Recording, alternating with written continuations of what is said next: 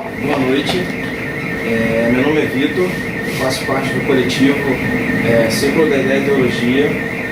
A gente está começando hoje um projeto, um piloto, para fazer alguns vídeos no YouTube e eu sei poder divulgar algumas informações, fazer entrevista. E hoje a gente está aqui com o Edmilson Paraná, que está começando esse projeto.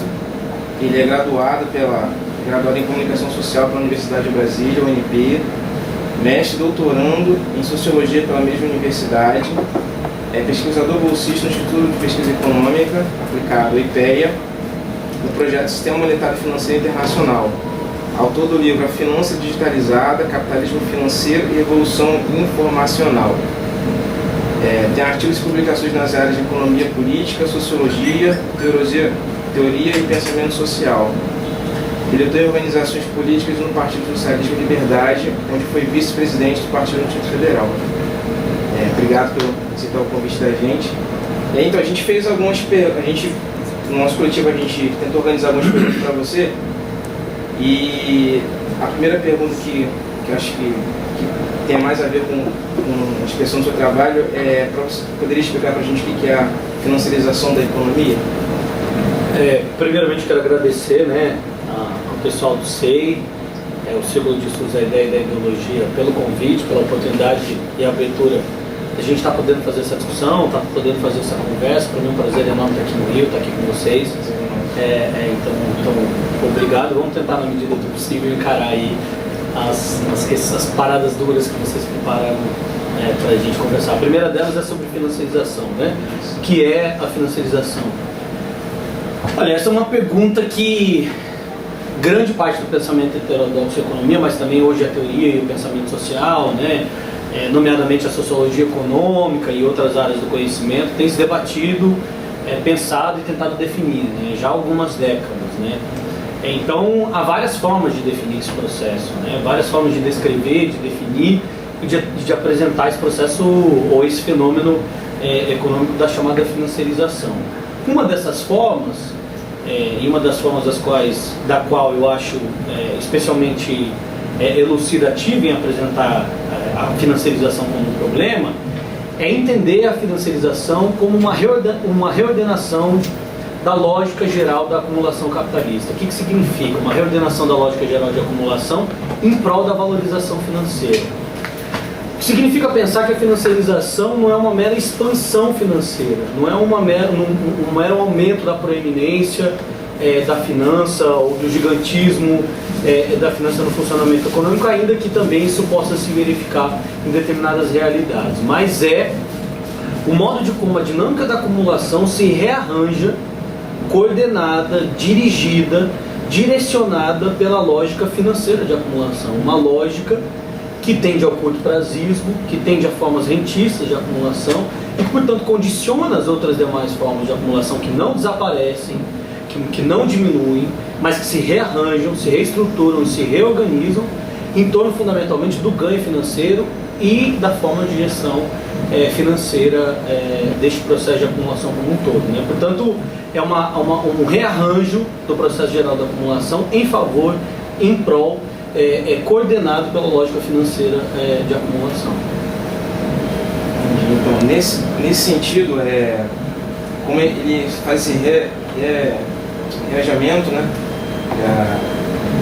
da economia, como é que você vê isso, por exemplo, nas questões na Bolsa? De que maneira a Bolsa de Valores no mundo e no Brasil pode funcionar? Olha, eu acho que assim, falar de financiarização é também falar de como ela se expressa objetivamente, O que eu acabei não fazendo é dando essa definição mais abstrata no processo, A financiarização ela se expressa de várias formas e em várias esferas e dinâmicas da vida social, Desde o mercado imobiliário, enfim, a relação com o consumo e com o crédito, na reordenação do funcionamento da economia produtiva como um todo, nos mecanismos de financiamento, na relação com a dívida pública e, claro, também no mercado de capitais, que é especificamente o que eu me dediquei a avaliar no último período. Um aspecto particular desse processo que é a relação entre a financiarização de um lado, essa transformação mais ampla na dinâmica da acumulação capitalista que ocorre de maneira mais acelerada nos últimos 30, 40 anos, e de outro lado, como o desenvolvimento das tecnologias da informação e da comunicação estão vinculadas a esse processo mais amplo, né, desde um olhar estrutural. E como isso se expressa naturalmente nos mercados de capitais, o mercado de capitais entendido aqui como locus de investigação empírica dessa relação abstrata mais ampla que eu tento discutir do ponto de vista teórico, né? Daí porque no título do livro fala finança digitalizada, capitalismo financeiro de um lado e revolução informacional do outro, né? Como esses processos se relacionam. Lembrando de novo que a financiarização, por exemplo, pode se expressar até mesmo na reordenação dos mecanismos de gestão de uma empresa produtiva, né? O organograma administrativo de gestão de uma empresa se reconfigura e se reorganiza para atender os ditames, as dinâmicas e as necessidades do ganho financeiro de curto prazo, né? O que altera também as decisões de investimento, o modo de como essa empresa eventualmente atua, etc., né? Então, só para deixar claro que é um mecanismo geral que não está só situado no topo da esfera da circulação financeira, né? Mas voltando diretamente ao processo, a essa relação entre capitalismo financeiro de um lado e revolução informacional do outro, ou mais objetivamente, financiarização e desenvolvimento das tecnologias da informação e da comunicação, é preciso a gente dar um passo atrás para entender o que está vinculado à chamada globalização ou mundialização financeira, como queira, cada autor vai chamar isso de uma coisa, que acontece a partir dos anos 70, com mais velocidade a partir dos anos 80. Né? Você tem basicamente um processo de abertura, liberalização e desregulamentação dos mercados em nível mundial, acompanhado por um processo mais amplo de reestruturação produtiva, né? A reconfiguração dos processos de produção, motivada também, vinculada também a desenvolvimentos tecnológicos específicos, né? Dentre os quais as tecnologias da informação e da comunicação, que garante um substrato material para que as transnacionais possam fragmentar, pulverizar, deslocalizar a sua produção, mas também no interior das fábricas, né, com a mecanização, com a robótica, com a informática, né, que alteram os processos produtivos, junto, portanto, desse processo de reestruturação produtiva em sentido amplo, motivado pela transformação tecnológica, mas também pela alteração no mundo do trabalho, na regulação do trabalho, na maneira de como a disposição social se dá na organização desses processos produtivos em sentido mais amplo, a desregulamentação e a liberalização dos mercados no bojo dessa reestruturação produtiva e o aprofundamento do mercado como gestor das mais distintas dinâmicas da vida social. Quer dizer, o mercado ocupa um papel cada vez mais importante na definição dos rumos sociais das mais diversas esferas, desde dinâmicas de sociabilidade, administração do Estado, funcionamento dos mecanismos educacionais, gestão do gasto social, etc., né? Esses processos todos caminham, portanto, de maneira coordenada e se expressam no mercado de capitais, daí porque eu fiz esse resgate de uma maneira muito particular. Mercados de capitais que abrem a possibilidade, então, para que você transacione grandes quantidades de capitais em diferentes partes do globo numa velocidade jamais vista na história humana, né? Portanto, é toda essa transformação estrutural, regulacional, econômica em sentido amplo que abre o espaço para que esse mercado de capitais que eu fui analisar em loco se configura como tal. E o que é esse mercado de capitais contemporaneamente, respondendo a sua pergunta? O mercado de capitais que transaciona papéis, títulos, instrumentos numa velocidade altíssima, né, na casa dos milissegundos, e transaciona esses papéis por meio de mecanismos automatizados de ponta, um sistema de gestão dessa transação que é digitalizado, né, que é coordenado, portanto, dessa forma, e que graças a essas possibilidades estruturais todas abertas,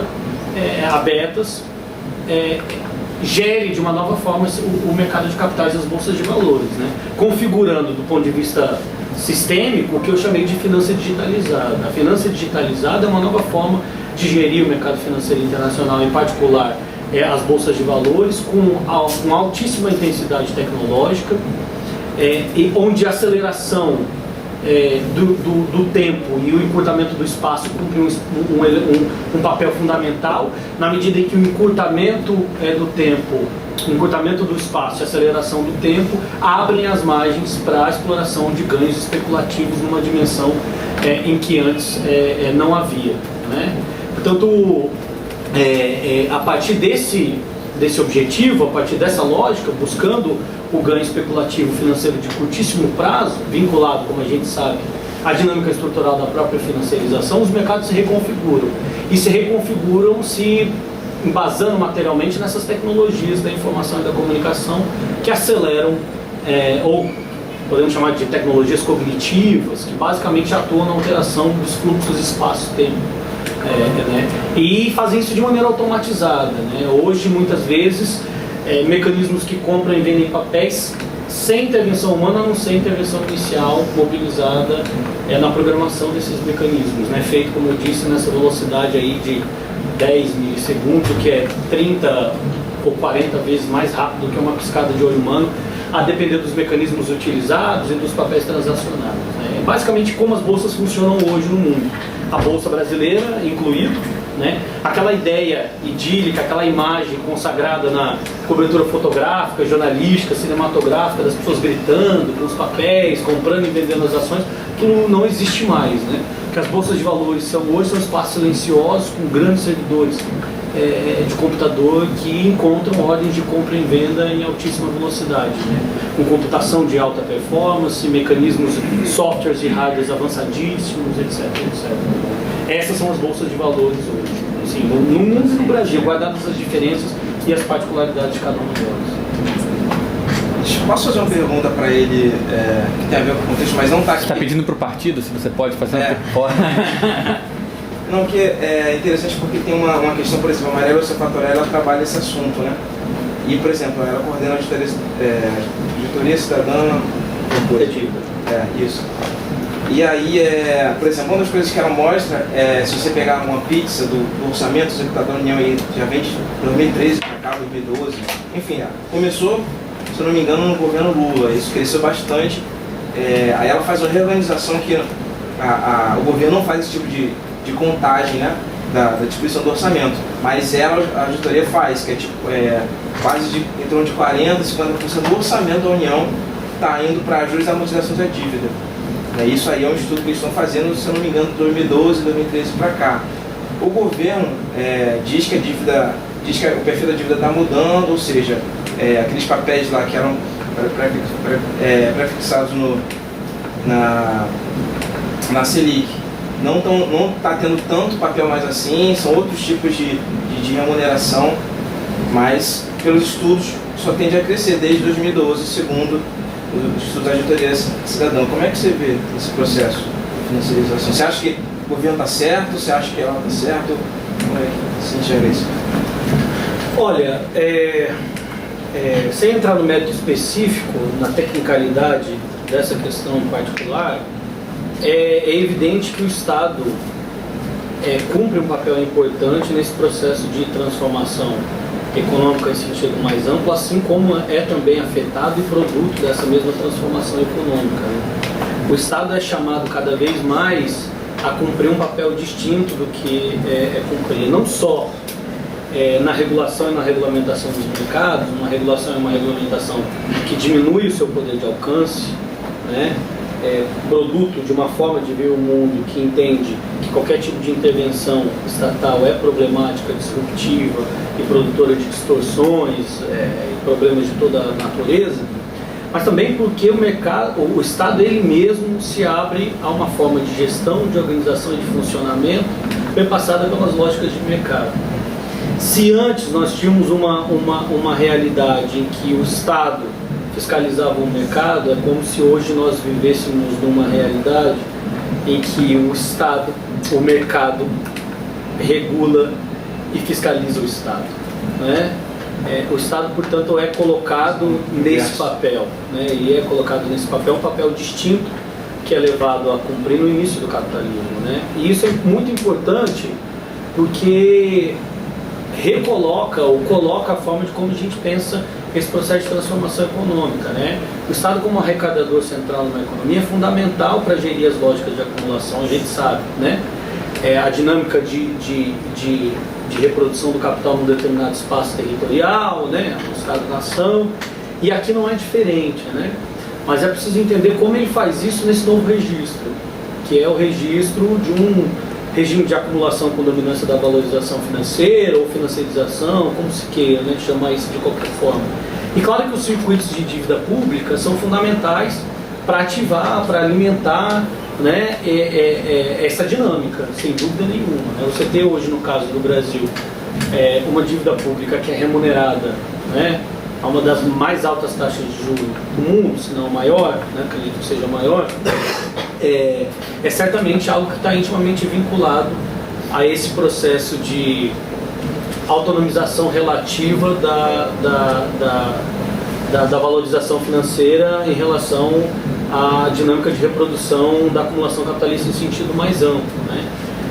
E o Estado cumpre uma série de outras funções nesse processo, além de produzir, gerir e direcionar mecanismos de renda financeira, né? A gente sabe que é por meio do Estado hoje, por isso, por exemplo, ele é tão importante na disputa política contemporânea como sempre foi, mas é por meio do Estado onde que o rentismo brasileiro se organiza, né, fundamentalmente, né? A relação com o sistema financeiro como um todo, os fundos de pensão, o processo de gestão e administração da dívida e a sua remuneração, a taxa em que essa remuneração se dá, são todas elas decisões políticas, né? Em que ter o controle do Estado, estar na administração do Estado, é fundamental para poder coordenar essas dinâmicas de ganho financeiro, mas de ganho econômico no sentido mais amplo. Há um conflito distributivo aí, né? E é desse conflito distributivo que se fala, e é nesse conflito distributivo que o Estado está atuando, né? Precisamente a favor de quem tem a possibilidade de oferir ganhos financeiros cada vez maiores, que é o que a gente observa hoje no Brasil, e contra as maiorias sociais e minorias políticas, como a gente está vendo se expressar com muita clareza nessa crise política. Alguém quer fazer alguma pergunta? Você quer já abrir? Porque... não, que tem, tem aquela última que eu entendi fazer, mas pode fazer. Eu tenho uma pergunta, mas assim, quase da psicologia da coisa, porque realmente quando a gente vê essas imagens no cinema, de como é que funcionam os programas, não sei o quê, você tem a ideia de que o cara que está ali comprando e vendendo aquela coisa, o agente no mercado financeiro, faz alguma ideia ainda, ele sabe o que a gente não sabe como é que funciona, né? Sempre que a gente vê esses filmes mais recentes, talvez não esse tipo A Grande Aposta e tal, mas alguns filmes tipo Wall Street, você fica com a impressão que o cara sabe o macete de como funciona realmente a economia contemporânea e a gente fica meio de fora, né? Mas me parece que para o nível de avanço tecnológico necessário, a complexidade desses processos, fico com a impressão de se as pessoas que estão ali dentro fazendo a manutenção, fazendo isso funcionar, se eles também têm ideia do que eles estão fazendo. Eu lembro que em 2008 todo mundo foi procurar alguém para explicar o que estava acontecendo e parecia extremamente difícil encontrar alguém que explicasse o que era um derivativo, como se organizavam os derivativos e tal. Parecia que era aquela frase do Hegel de que os segredos dos egípcios são segredos para os próprios egípcios. Parece que fazia bastante sentido, assim. Aí você que fez a pesquisa, assim, realmente de ir lá, fazer muita entrevista e tal, qual é o perfil das pessoas que trabalham no mercado financeiro brasileiro, por exemplo? Assim? Como é que o cara está ligado no que está acontecendo, no nível de consequência, né, que a coisa tem? Se a coisa fica tão automatizada, a aceleração é tão grande, né? Você pode ter assim, perdas e ganhos tão absurdos em milissegundos. Como é que é a cabeça da pessoa que está, tipo assim, disposta a esse tipo de... tem noção do papel disso na economia? Olha, há diferentes níveis de compreensão, né? E a cada um dos níveis de compreensão corresponde uma determinada atividade no interior do mercado e uma determinada forma de se relacionar com ele, né? Desde aquele negociador que está todos os dias comprando e vendendo papéis, chamado day trade, que é negociação diária na bolsa de valores, até aquele top gestor que comanda a operação de um grande fundo, né? E, portanto, toma decisões estratégicas de quais são os investimentos de grande monta ou investimentos de distintos prazos que esse grande fundo vai realizar.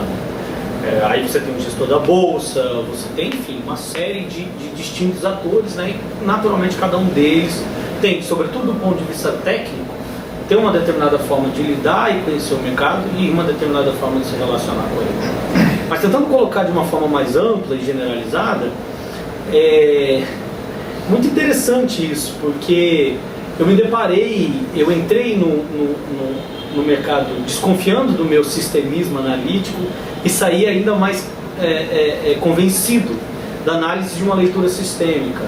Uma leitura sistêmica que não esteja embasada do ponto de vista epistemológico nos atores individuais. Porque, de fato, ela é uma lógica que funciona aquém para além deles, sem dúvida nenhuma, em relação à qual a gigantesca maioria deles não tem a menor ideia de como funciona. Do ponto de vista sistêmico.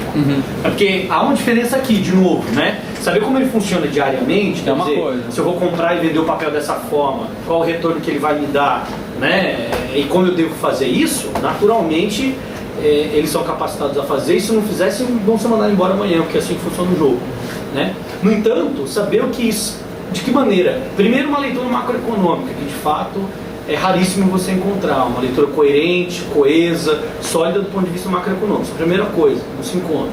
A segunda coisa é uma leitura sistêmica de como o mercado funciona, quais são os mecanismos, lógicas de organização, instituições, para além do nível técnico, né? De que maneira elas se relacionam com o Estado, qual que é o papel real do mercado financeiro numa economia, se esse papel de fato está sendo cumprido, porque é muito doido, né? Eles contam uma história que nem eles mesmos acreditam e que dificilmente qualquer um que vai conhecer a realidade do mercado acreditaria, que é de que a Bolsa de Valores ali serve para financiar os investimentos produtivos daquelas empresas que estão ali, para elas levantarem capital, para fazer aporte em plantas produtivas, etc. Todo mundo sabe que a operação diária do mercado não é isso, né? É uma troca de papéis de uma mão para outra, né? Então o discurso não se coaduna ali com qual é a prática de funcionamento do mercado. Acho que é um exemplo muito elucidativo para demonstrar o que significa esse sistemismo não compreendido pelos atores. Tem algo que tem acontecido com muita recorrência na chamada finança digitalizada aí, que eu chamei de finança digitalizada, que são os ditos flash crashes. Não sei se vocês já ouviram falar sobre isso. Flash crashing, uma tradução livre, é uma quebra rápida, né? Uma crise rápida, uma quebra rápida. O que é isso? Movimentos bruscos de queda de ativos sem nenhuma explicação aparente, a não ser uma falha técnica. Geralmente acontece por conta de alguma falha técnica. Tipo, há um mês e meio atrás isso aconteceu com a Libra, né? Mas em 2010, um dos eventos mais disruptivos que foi produzido por um chamado Flash Crash foi em 6 de maio de 2010, na Bolsa de Valores de Nova York, quando o índice Dow Jones caiu 9% no espaço de 10, 15 minutos, uma coisa assim, e voltou novamente em 5 minutos, produzindo uma queima de capital da ordem de 670 bilhões de dólares. Vocês devem imaginar o que significa, né? Foi pulverizado nessa queda. Produziu um pânico absurdo no mercado, né? E rebateu nas bolsas do mundo todo, inclusive no Brasil, que teve uma queda correspondente de 6% e a bolsa teve que ser desligada. Que aqui tem um mecanismo chamado Circuit Breaker, que os caras desligam a bolsa quando algum evento dessa natureza sem explicação econômica aparente acontece. Um fusível. Exatamente, um fusível, né? Uma válvula de emergência, sei lá. Isso foi desligado. A coisa foi de tal magnitude séria que o FBI entrou na brincadeira para investigar, né? A SEC, que é a CVM deles, a Security Exchange Commission, né? Que é a agência reguladora do mercado de capitais americano, e os caras demoraram um tempão para entender, né? Chegaram a uma conclusão precária de que foi produto dos algoritmos de negociação automatizada, chamados High Frequency Trading, que são os mecanismos que negociam esses papéis em altíssima velocidade por meio de computação de alta performance e softwares que operam por meio de algoritmos, né?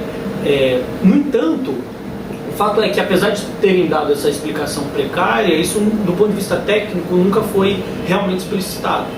E o mercado voltou a funcionar normalmente como se nada tivesse acontecido. Guardadas as devidas proporções, do ponto de vista mais amplo, econômico, é exatamente o que a gente vive na economia mundial.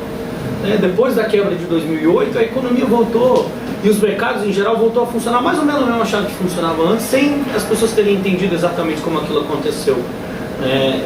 ou tendo entendido, resolveram continuar jogando a próxima rodada do jogo na mesma chave, apostando para ver onde isso vai nos levar. Então, não sei se isso de alguma forma exemplifica ou evidencia o que significa operar às escuras no mercado de capitais, né?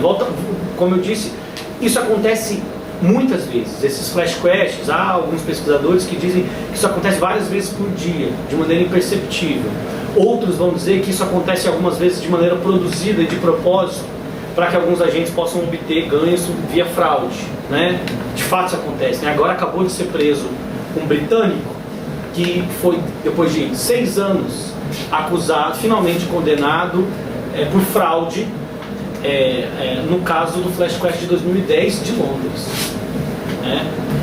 E o cara agora está sendo extraditado para os Estados Unidos para responder o processo lá. Quer dizer, algo que não tinha aparecido antes, né? Na explicação do chamado Flash Crash. Uma outra coisa que exemplifica um pouco isso são os modelos, os chamados modelos, né, do mercado. É uma coisa muito doida, porque você tem duas coisas no mercado: uma fé quase cega no desenvolvimento tecnológico, como um deus ex machina. Isso aparece demais, né? Não, isso aí o problema é falha humana, é erro humano. Se você não tivesse o ser humano fazendo cagada ali, não teria acontecido esse problema. Aconteceu porque tinha um ser humano. A máquina nunca erra. Não é como se não desse bug, como se não desse glitch, como se não desse pau, como se o sistema não travasse, e em última instância como se não tivesse produzido por seres humanos, né, que programam, orientam aquilo por meio de um código técnico, de um conteúdo social, que em última instância está vinculado a essa forma de operacionalizar a técnica, né? Uma discussão de sociologia da técnica, filosofia da técnica básica. Mas isso aparece de um lado, de outro a fé nos modelos, né? Junto com a fé na técnica, o que é bastante compreensível, né? Já que uma coisa está intimamente vinculada à outra. Então, esses modelos também estão por trás dos sistemas de precificação dos derivativos, né?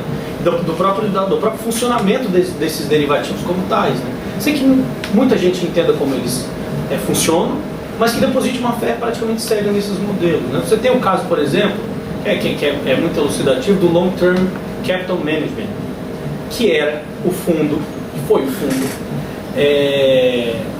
do Robert Merton, filho do sociólogo Merton, economista, ganhou o Nobel de Economia, junto com os Scholes. Eles têm um sistema de precificação de ativos, que é a fórmula Black-Scholes, que ficou famosa, até hoje é utilizada no mercado. Os caras ganharam o Nobel por isso, porque tinham encontrado finalmente a pedra filosofal da precificação de ativos do mercado. Olha, encontramos um modelo preciso de precificação no mercado, portanto agora venham para o meu fundo, vocês vão ganhar muito dinheiro. Esse fundo não tem a possibilidade de quebrar, porque ele tem um sistema preciso, exato, perfeito de precificação. Pois, um ano depois que eles ganharam o Nobel, em 96, em 97, o fundo quebrou. E o fundo quebrou porque o modelo deles não foi capaz de prever a crise asiática de 97 e da Rússia de 98. Quer dizer, e aí o governo americano teve que salvar, né? Na época era o Alan Greenspan, salvou por tomar uma quantidade enorme de capital e etc. Quer dizer, a despeito desses modelos fracassarem retumbantemente, a respeito desse desenvolvimento técnico, apresentar falhas graves, né, demonstrar a ampliação do seu risco sistêmico, dos seus efeitos disruptivos e problemáticos, o mercado continua apostando nisso. E continua apostando nisso porque é uma forma de operacionalizar o seu ganho financeiro de curtíssimo prazo, um jogo do qual algumas pessoas ganham muito para produzir. Isso, não sei se... Não, mas é engraçado, né, que parece que a maneira de lidar com esse tipo de flash é quase uma catástrofe natural, né? Exato. Você vem, limpa, resolve, essas coisas acontecem e vamos em frente, né? Agora, o que não quer dizer que a regulação não esteja atenta e prestando atenção nisso, né? Tem uma série de normas hoje que já estão tentando lidar com esses problemas, né? Na Europa, nos Estados Unidos mesmo, você tem distintas maneiras de lidar com isso. Eu descrevo e trabalho no livro, né? Desde atrasar essas ordens para que elas não sejam realizadas com tal velocidade, desde registrar esses mecanismos para você saber no nível individual quem está fazendo quais negociações. No entanto, todos esses mecanismos, essas formas de regular, de organizar o processo de gestão dessas formas de negociação no mercado, ainda é muito perpassada por uma leitura da regulação, que é aquela que eu disse mais atrás, de que a regulação é potencialmente produtora de desequilíbrio no mercado, né? Então ela tem que ser o mais tímida possível, né? Ela tem que evitar ao máximo intervir no mercado, né? Ela tem que ser uma regulação quase de segunda ordem, né? Sendo uma regulação necessária aquela realizada pelos próprios atores, né? Ou uma autorregulação. Então ela é quase uma regulação que vem para estimular a autorregulação, o que não resolve o problema do ponto de vista sistêmico, né? Só posterga ele, encontra uma forma de deslocar ele para outro lugar, etc, etc. Pelo menos a maneira como eu vi. Uhum. Alguém tem mais alguma pergunta? Não, eu até tinha mais perguntas que Aqui eu copiei do Facebook, mas o livro, vocês sabem a questão mais ampla, política, né? A relação do mercado, né, financeiro com um projeto político emancipatório, por exemplo. Né? Aqui já é quase consenso, saber se você ratifica que o mercado é necessariamente exploratório, assim, ele suga, né, recursos do trabalho para uma atividade, não de uma atividade em torno, né, de uma atividade não produtiva. Em si, uma revolução, alguma coisa assim, ou uma ruptura, como é que ela vai lidar com isso aí, com esse mecanismo financeiro? Isso é algo que pode ser utilizado a serviço do povo, ou é algo que o PT, inclusive, teve um pouco esse projeto, né, de estimular os operários a participarem do mercado financeiro. É uma proposta do Lula lá. Quer dizer, ele achava capitalismo para todos, né? É uma coisa muito problemática. Queria saber qual é a sua posição em relação a isso. Um outro tipo de sociedade, voltada mais preocupada com a igualdade e tal. Como é que ela vai lidar com isso que é quase uma outra na segunda natureza, né? Não sei se a gente tem essa condição de desmobilizar hoje, né? O governo teria essa condição, ainda mais o governo socialista, né? Teria essa condição de desconstruir isso aí, ou ele pode se beneficiar disso em alguma medida. Você acha que as regulações podem orientar esse processo aí da financiarização, regulações estatais, mais regras, ou essas regras acabam sempre, né, sendo ineficazes para controlar? A pergunta é mais por aí, né? Nesse sentido político, mais relacionado com a financiarização. Olha só, são muitas perguntas complexas para as quais eu não tenho resposta. Mas eu vou me permitir fazer uma apropriação livre do que você disse e pensar junto com você, talvez com mais dúvidas, esse problema, né? Com base nas coisas que eu tenho observado, buscado compreender e investigar, né, nesse trabalho. Essa questão sempre aparece, né? A questão da mudança política. E é a primeira que eu vou abordar. Significa pensar uma transformação estrutural, sistêmica, ampla, neste quadro, né, da finança digitalizada, interconectada globalmente, de fluxos de capitais em mercados desregulamentados, liberalizados, num quadro de altíssimo desenvolvimento das tecnologias da informação e da comunicação e que hoje começam a se enquadrar na chamada quarta revolução tecnológica, que muita gente tem discutido, que é a fusão dessas distintas formas de tecnologia que foram produzidas e avançadas no último período, biotecnologia, robótica, informática, nanotecnologia, né, ciência de materiais, etc. O que significa pensar a transformação revolucionária, por assim dizer, nesse quadro sistêmico, né? Eu acho que, certamente, ainda que eu não tenha dito em nenhum momento isso no livro, é a pergunta fundamental que me leva a fazer esse trabalho, né? Se fazer olhar dentro do olho da besta, né? E se perguntar, poxa, a gente realmente acredita nesse negócio de revolução que a gente fala que acredita? Ou a gente está transformando esse negócio num conjunto de palavras de ordem vazia sem entender o que está acontecendo, né? Análise concreta da realidade concreta é um elemento fundamental para pensar qualquer ação revolucionária, né? Então é para isso que se dirige isso, com base nessa nessa tentativa de olhar para o capitalismo contemporâneo e entender, pensar os circuitos de acumulação de capital nessa chave significa pensar com a forma de contrarrestá-los, né? De fazer oposição a isso. E aí eu acho que a esquerda precisa se abrir mais para esse debate a sério e a fundo, levando ele às últimas consequências, né? O que enseja, inclusive, novas formas de organização, mobilização política em relação com a política emancipatória.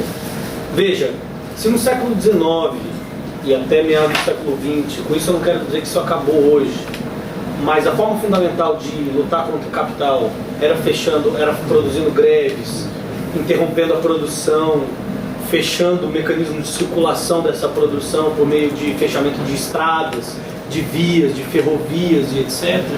A pergunta é: o que significa produzir hoje uma paralisação da circulação de capital nos circuitos da finança digitalizada? Qual a efetividade, ainda que a gente saiba que há alguma, e aí há, dessas antigas formas de mobilização política, como greves, paralisações e interrupção da circulação, né? Como a gente consegue levar esse outro nível, um processo de enfrentamento que coloca e que dá na mão da finança a dinâmica de gestão da acumulação capitalista? Finança essa que a gente sabe tem uma dificuldade para ser acessada por uma política revolucionária mais difícil, porque ela assume um grau de abstração maior do que o processo efetivo de produção física das mercadorias, né? Processo esse que nós, indivíduos, em processos de organização política, eu vou dizer que nós temos mais dificuldades para intervir, mas que até hoje pensamos formas pouco eficazes de intervir, né? E aí significa de recusa de saída, né? A esquerda quando faz. Eu acho que ela quer. Vilão, né? De alguma forma ela está com medo de olhar para isso, né? Me parece, assim, não tem resposta. Acho que não tem de fato resposta. Tem que começar a procurar essas respostas, né? Vamos lá, eu acho assim, para todo regime de gestão da acumulação de capital, de reprodução do capital, da ampliação da acumulação capitalista, há um correlato em gestão e administração da vida social, né? De mecanismos coercitivos, mas não só coercitivos, ideológicos, de constituição e produção de hegemonia, que permita, vinculada a essa forma de gerir o mundo do capital, gestionar a vida social como um todo, em torno das mercadorias e da expansão do capital. Qual é essa forma hoje, né? Se a gente teve de lidar no século XIX, no século XX, com a repressão física, com a polícia, com o aparato militar bélico do Estado, algo que não desaparece e que não perde importância, talvez ao contrário amplie, hoje a gente está tendo que levar a política emancipatória para um outro nível de combate com a ordem, que é o nível cibernético, né? Das guerras cibernéticas, dos mecanismos de controle, de segurança, de gestão da vida social por meio informatizados, né? E o que significa isso? Significa que o regime de acumulação produziu uma forma de gestão da vida social que é o vigilantismo em massa, né? Se antes, para citar um exemplo, não sei se vocês já viram aquele filme A Vida dos Outros, que a Stasi acompanha a vida no nível individual de cada um e ouvia as ligações e ouvia as paredes e os vizinhos, tinha um sistema de um... Hoje a gente carrega a Stasi no nosso bolso, né? Com os nossos celulares. Teve um insight agora. Caralho! A gente não precisa mais desses mecanismos policiais dessa forma, porque isso adquiriu uma tal ubiquidade e onipresença, né, que a mineração de dados em massa produziu um sistema de gestão da vida social e, portanto, da repressão política extremamente sofisticado e para o qual a gente está completamente desarmado para lidar, né? A esquerda simplesmente não se endereça a essas questões, né? E a gente sabe que hoje que há um processo amplo de militarização da internet ocorrendo por conta disso, batalhas as mais diversas, há uma luta de classes no interior da internet, há uma luta de classes na Deep Web, por dizer assim, acontecendo, há uma luta entre nações na internet, da qual a maioria das pessoas não tem a menor ideia que ela acontece, mas ela acontece em um nível altíssimo de intensidade. Né? E isso também está vinculado à disputa pela privatização da internet, pela militarização da internet. Quer dizer, pensar o capitalismo contemporaneamente é pensar também esses mecanismos de fechamento para a transformação social e como a gente pode lidar com eles. O primeiro problema é esse, da transformação política. Quais formas? Nós vamos pensar um cybercomunismo. Aqui eu estou me permitindo pensar livremente com vocês. O que é isso? Que política é essa? Né? O que significa formar hoje militantes? O que significa... É só soltar panfleto na rua? Será que esse é negócio? Quer dizer, reza a lenda que Stalin teria inventado um mecanismo de mobilização social extremamente sofisticado na época, que é de acessar trabalhadores por meio do local de trabalho. Né? Você pega o panfleto, fala com 10 trabalhadores, e cada um desses 10 tem que falar com mais 10, e assim você amplia a sua rede de alcance da sua informação e da sua política revolucionária. Será que hoje esse mecanismo seria eficaz? Né? Quer dizer, por uma determinada forma de estruturação do trabalho, de organização da sociedade, de gestão da acumulação capitalista, há também uma forma correlata em produção da política anti-hegemônica e revolucionária, com a qual a gente ainda não lidou a sério e não se preparou para enfrentar e para endereçar. Né? Então, o livro, essa discussão, essa pesquisa tenta de alguma forma jogar essas provocações. Tipo, olha o que está acontecendo com o capitalismo hoje e a nossa política revolucionária. O que está acontecendo com ela? Né? Não sei se toca a questão da política de maneira mais livre e aberta. Mas a esquerda, como ela deve lidar com o capital financeiro? Ela deve ver apenas sempre como uma espécie de inimigo a ser vencido? Acho que nessa pergunta, aquela pergunta que estava aí, que acho que foi do Carlos, sobre os dois lados da finança, tem tudo a ver com isso. Que é a última dessa primeira parte. Que o Carlos queria perguntar, ele mandou um texto que ele encontrou de uns autores, que tem uma visão super heterodoxa, assim, de dizer, olha, mas ao mesmo tempo que a financiarização tem essa corrosão da vida social e entra dessa maneira em toda a estruturação do processo produtivo e da circulação e tal, por outro lado, ele fala assim, Schumpeter dizia que os bancos são o equivalente privado do Gosplan, agência de planejamento soviético. Né? Suas decisões de empréstimo decidem quais novos projetos vão usufruir de uma parcela dos recursos sociais, por exemplo. Então ele fala assim, o sistema financeiro é onde o planejamento consciente aparece em sua face mais desenvolvida no capitalismo. É onde se decide de maneira consciente, mais ou menos, que aspecto social, que PPD social vai, ou que projeto, que empresa vai receber um recurso ao invés de outro. Ele fala assim, é uma dimensão do mercado financeiro que pode apontar para uma forma descentralizada e democrática de planejamento social. Ou seja, seria uma coisa assim, uma leitura mais ambivalente da dimensão financeira, na medida em que ela faz, assim, na sua forma mais simples, uma contabilidade presente, né, de como vão haver deslocamentos de riqueza, de valor aqui para lá. E a maneira que isso tem que haver alguma espécie de planejamento envolvido nisso, de antecipação de para onde as coisas vão, onde estão as dívidas e tal. Se isso não tem também se não é uma espécie de realização perversa, mas não deixa de ser em algum sentido uma coisa ambivalente, né? Onde de fato se vê o capital sendo, né, conscientemente localizado aqui ou ali, deslocado para cá ou para lá. Então, acho que a pergunta dele parece ser uma pergunta super confusa, eu não entendo muito bem, mas assim, se não seria possível fazer um julgamento ambivalente sobre a financiarização. Né?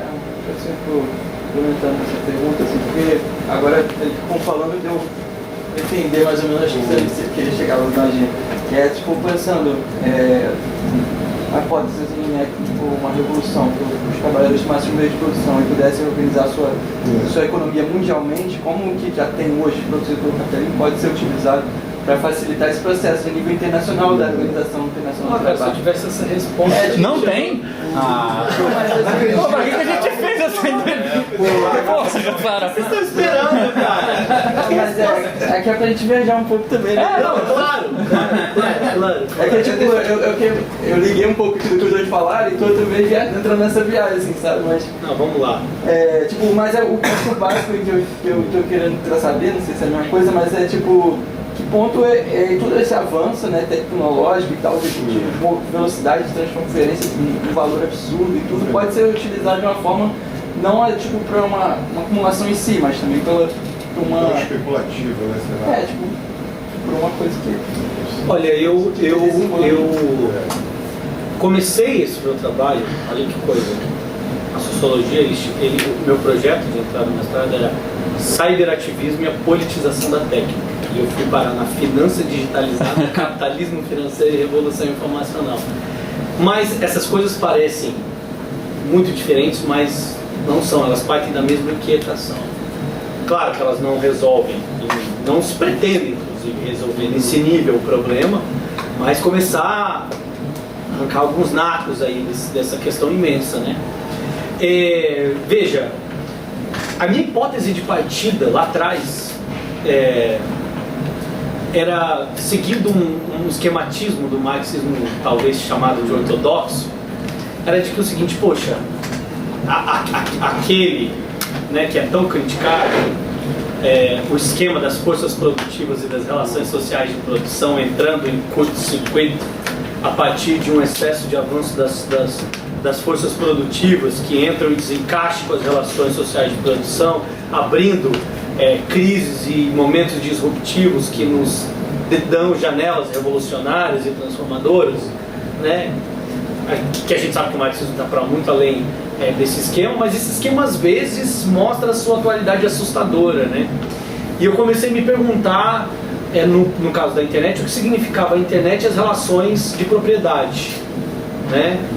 Quão disruptiva era a internet e as tecnologias da informação e da comunicação para as relações de propriedade vigentes até o pós-guerra, né, no capitalismo, né? O que ela faz com as chamadas mercadorias conhecimento, ou como queiram chamar essa coisa, né? Renda do conhecimento, mercadoria conhecimento. No fundo, a pergunta cabeluda é essa, né?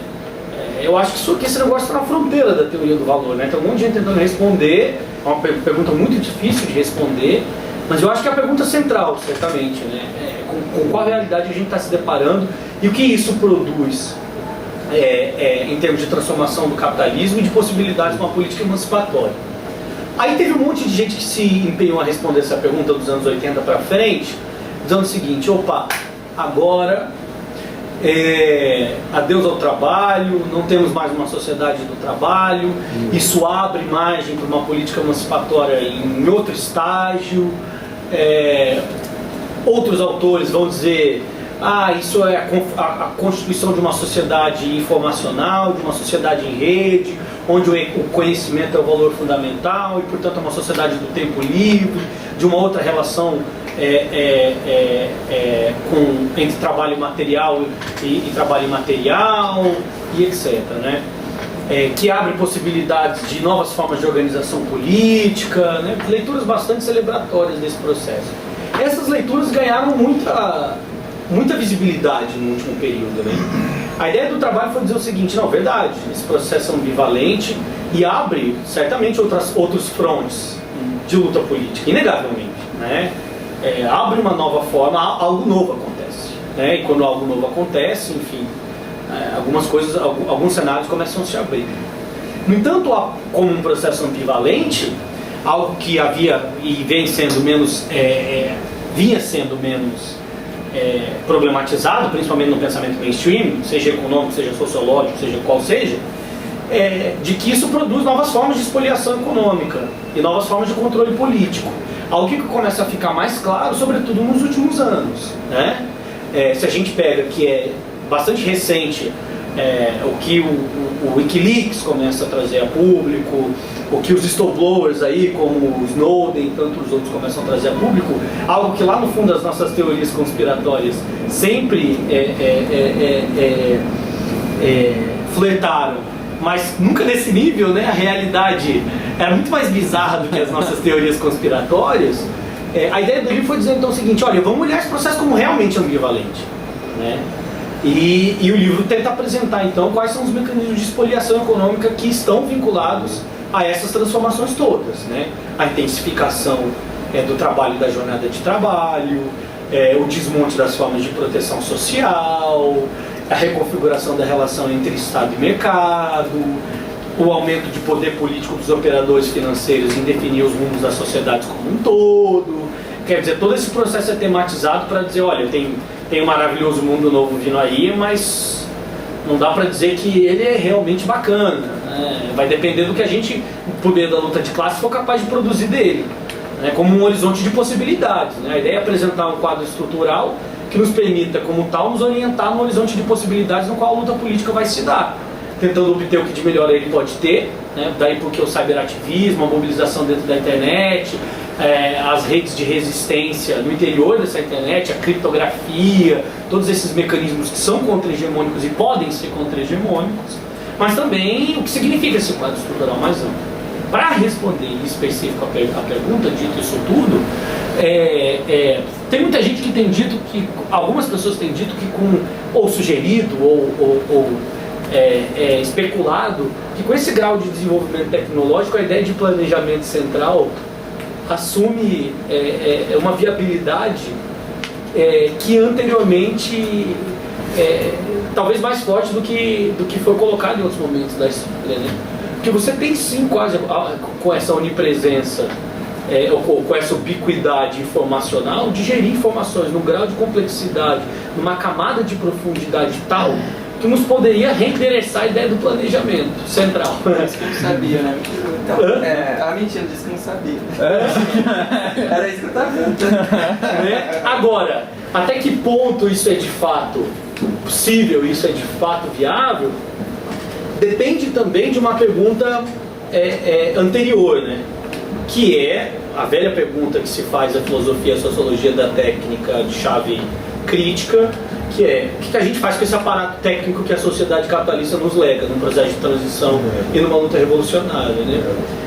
De um lado há uma leitura que diz o seguinte, olha, joga essa coisa toda fora, porque ela é produto ela não é só força produtiva, ela está contaminada de relações sociais de produção capitalistas que não podem ser transmutadas automaticamente para um outro quadro societal, uma vez que vai colonizar esse outro quadro societal, né, tal qual teria feito, por exemplo, no socialismo real. Aí tem todo o debate sobre o que é o Lenin e o Taylorismo no início da União Soviética, o que significa esse processo, o que é a fábrica verticalizada, dirigida pelo engenheiro, a máquina que subtrai subjetividade do trabalhador, toda aquela história que já está no Capital, né? E a máquina como um complexo físico e material de relações sociais de produção em ato, né? Que, portanto, repensar essas relações sociais de produção significa redesenhar as forças produtivas. De outro, há uma outra leitura que diz o seguinte, não, nós podemos simplesmente pegar isso, essas forças produtivas são neutras, né? São avanços técnicos do conhecimento humano, da razão, que a razão nos legou, e que, portanto, basta a gente reconfigurar as relações sociais de produção, a maneira de como a gente gere isso, distribui o excedente social, que a gente, até porque a gente vai precisar disso, ainda mais no contexto de pauperização que uma luta revolucionária produz, e portanto é o que a gente deve fazer. E tem uma terceira versão, que diz o seguinte, aí que eu encerro a linha de raciocínio, que diz o seguinte, na verdade nenhum nem outro. O que a gente precisa é de um tipo de readequação sociotécnica, né? É pensar, se utilizar sim dessas forças produtivas, sem jogar fora, sob pena de produzir uma pauperização, uma tragédia social violenta no contexto de transição, fome, tragédia, barbárie, etc. Mas também não dá para assumir de forma crítica esses mecanismos sem entender que eles eram parte de uma sociedade anterior e diferente da nossa, ou do que a gente quer construir, né, junto com mecanismos ideológicos e etc. O que significa operacionalmente uma readequação sociotécnica? Aí não tenho a menor ideia. A gente vai ter que fazer em ato. Mas eu acho que é um pouco o dilema que está posto. Então, eu nem sei muito bem o que eu vou perguntar aqui, mas você falou de 3 paradas aí de onde que pode apontar. Mas para onde que está apontando agora? Para onde que está direcionando essa coisa da digitalização do mercado de capital? Parece que você fala que 70% hoje das transições são feitas por computador. A questão é, se essa porcentagem está aumentando, até se chegar, porque assim, o algoritmo que começou calculando, a gente não sabe nem como é que ele está desenhado hoje, porque imagino que esses algoritmos eles se escrevam também, né? O algoritmo genético, eles mesmo estão sendo, o próprio algoritmo se constrói. Tem heurística de máquina. Isso, heurística de máquina. Começou de um jeito, a gente não tem noção de como é que está, a gente não consegue nem imaginar como é que é esse cálculo. como é que o algoritmo está escrito hoje, porque ele próprio já se escreveu. Aí, tendo isso em vista, o custo, como é que fala? O custo material de você inverter essa coordenada que a máquina está te dando, tipo, você inverter politicamente essa coordenada que a máquina está apontando, tipo, onde você tem que jogar, o que você tem que vender ou não, isso não pode ser um custo, aliás, pode ser um custo, claro que pode ser um custo muito grande que faça com que você foda um monte de gente, morra de fome, escambau. E daí mas se hoje o lugar para onde está apontando isso não é uma digitalização maior ainda, e junto com essa digitalização você tem uma diminuição o que está apontando agora, você tem uma diminuição da abertura de uma ação política. Na medida em que você consegue calcular melhor o mercado, você tem mecanismos melhores, assim, e eles não vão ser controlados nunca, porque parece que está submetido a alguma variável caótica ali, esses flash crash. Isso parece que vai acontecer, porque tem um monte de coisa ali que não dá para calcular. Só que assim, e ainda assim não dando para calcular, o computador ele calcula melhor do que a gente calcularia de qualquer forma, se está diminuindo o espaço de agenciamento dentro do mercado, e com a diminuição do espaço de agenciamento, se o espaço de abertura política ele não diminuiu também. A você poder notar hoje, por exemplo, que hoje a pauta do pessoal aqui no Rio de Janeiro era plantar legume na Zona Oeste e falar que é uma pauta tipo direitos humanos, não sei o que lá. A gente não tem mais nenhuma pauta política mais, qualquer pauta econômica política morreu. E assumir o risco de uma pauta política econômica é você assumir o risco de ter uma fuga de capitais gigantesca no país e você matar um monte de gente de fome. Assim, esse é o cenário que está se apresentando. Então vai pra hoje. casa, né, cara? Não, tô perguntando esse problema. Não, calma. A pergunta é a seguinte: se o ponteiro, para onde está apontando, esse diagnóstico seu é para isso? É para um aumento na digitalização e uma diminuição da janela de ação política? Ou se na verdade ele não está apontando para nenhum lugar e essas três aberturas que você supôs aí são tipo. Se elas se apresentam de alguma forma para além de um desejo, mas como uma possibilidade de ação. Posso juntar com a tua pergunta? Até porque assim, eu acho que nas perguntas deles e na tua pergunta tem um pressuposto super interessante que eu acho que é o lugar comum em toda a posição de esquerda ou de transformação social em relação ao problema do capitalismo contemporâneo. Porque parece que a gente tem um reinado cada vez maior das abstrações, elas mesmas com agência, como você acabou de citar, um algoritmo que ele mesmo se reescreve e você querer pensar de maneira planejada, como uma ação, o redirecionamento de certas monções econômicas que ninguém controla no fundo, é você colocar a mão no fogo para fazer uma coisa que pode ser uma catástrofe. Para fazer um trabalho que você vai fazer pior com o computador. Pior do que esse. Você tem um controle gigantesco, a menos que você junte todos os sheiks das Arábias e fala assim, vamos fazer uma operação. Mesmo que você faça isso, não é qualquer Zezinho que consegue operar. Então, o que eu fico curioso, por exemplo, que é um Zezinho. O que eu acho curioso é o seguinte, a gente vai vendo que assim, a gente tinha um esquema dividindo a esquerda e a direita no século XX, onde parecia que um Hayek da vida fala que tem que deixar a complexidade rolar. A maior emancipação humana possível é o que a complexidade dos processos econômicos descentralizados, sem agência, vão produzir. Se for catastrófico socialmente, ainda a chance era melhor de sucesso do que se a gente agenciadamente tentasse planejar alguma coisa e realizar. E a esquerda, em geral, tende a ficar com a responsabilidade social.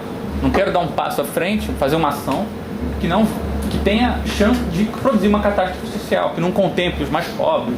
Então, a ideia de deixar tudo na mão, processo econômico, um viés descentralizado, sem regulação, parecia simplesmente abdicar da responsabilidade social. Mas parece que hoje a gente está vendo com o tipo de relação social de produção profunda no capitalismo, a novidade do nosso modelo de produção atual, é que o nível de falta de agenciamento dessa complexidade é tal que ele não seria substituível por um agenciamento político consciente de um agente local que organiza todo esse processo econômico e fala, vamos fazer assim. Parece que o tamanho de variáveis, o tamanho da complexidade da coisa é tal que a gente não está mais apto, né?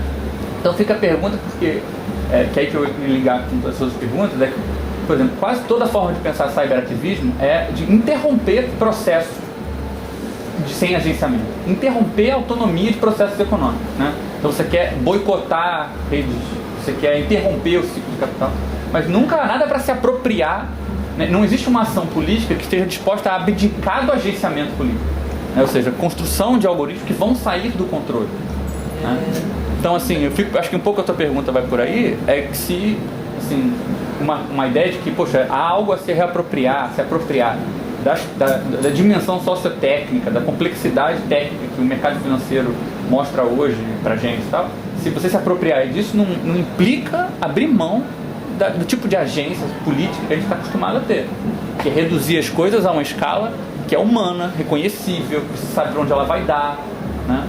Ou seja, se absorver esse tipo de processo para a esquerda ter interesse nas finanças, mas também ela ter disposição de abrir mão, de saber onde as coisas vão dar, porque são processos que são descentralizados, impossíveis de você computar, de prever para onde vai por isso. Mas aí tem um ponto que é muito importante, a gente também não dá um excesso de autonomização para esse circuito que não é verificável na realidade. Veja, é muito engraçado isso, muito interessante, engraçado não, nem um pouco engraçado, mas é interessante, que é, de fato, o aumento da complexidade se dá, né? Eu tenho algo que eu descrevo no livro que eu chamo a espiral de complexidade da finança digitalizada, em que mais desenvolvimento técnico leva a uma readequação institucional e sociotécnica, que por sua vez abre a possibilidade para ser explorada por mais desenvolvimento técnico, encaminhando os mercados justamente na direção do aumento de complexidade operacional e risco sistêmico. É uma forma de ver de fato adequada. No entanto, ela está caminhando por uma direção bastante particular, que é o aumento do ganho financeiro e a concentração desse ganho financeiro na mão de cada vez menos atores, cada vez menos praças globais. Peraí, quando não fecha, né? Assim, de alguma forma, quando não fecha, tem agência ou não tem agência? Tem decisão ou não tem decisão? Quem são os grandes bancos que foram salvos pelos estados para na rodada seguinte ajoelhar esses estados? Se não é produto de decisão política, socialmente orientada e capaz, portanto, de controlar processos de gestão do capital, né? Então eu acho que a gente também tem que dar um passo atrás, porque tem essa tentação da gente ver como algo completamente fora do controle, né?